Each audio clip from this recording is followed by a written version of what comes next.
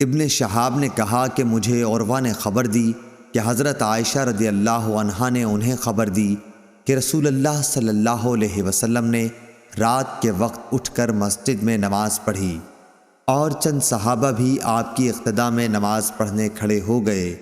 صبح کو ان صحابہ رضوان اللہ علیہم نے دوسرے لوگوں سے اس کا ذکر کیا، چنانچہ دوسرے دن اس سے بھی زیادہ جمع ہو گئے اور آپ کے پیچھے نماز پڑھی۔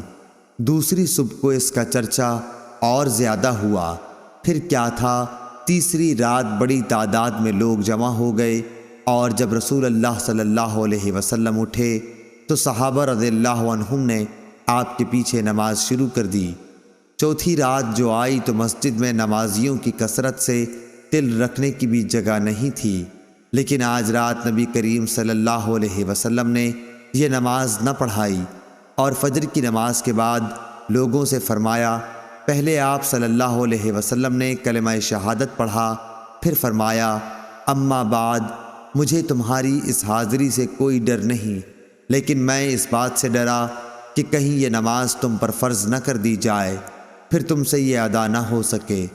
اس روایت کی مطابقت یونس نے کی ہے۔ صحیح بخاری حدیث نمبر 924۔